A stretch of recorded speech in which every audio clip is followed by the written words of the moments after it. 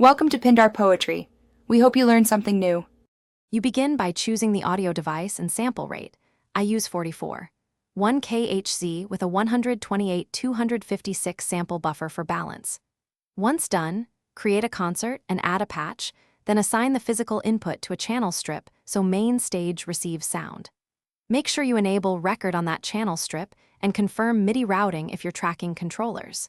You should also check the input gain on your interface. Too hot or too low will ruin the take before it starts. Now focus on how you'll capture performance. Enable input monitoring so you hear process sound, and set software instrument and channel strip levels to avoid clipping. Once done, enable the click and set tempo.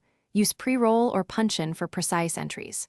For complex parts, loop recording and multiple takes are invaluable. Record several passes and label takes immediately. Make sure you toggle any latency compensation and test MIDI CC routing. These small details keep playback and recorded timing aligned with what you hear. Finish by comping the best sections. Trim, apply short fades, and normalize peaks so dynamics are controlled.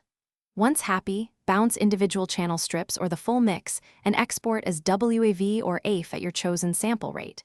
Save the concert and create an archive copy with dependent files.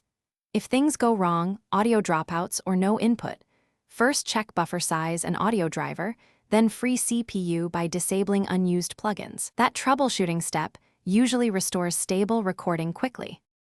Thanks for watching. Consider subscribing if we helped you.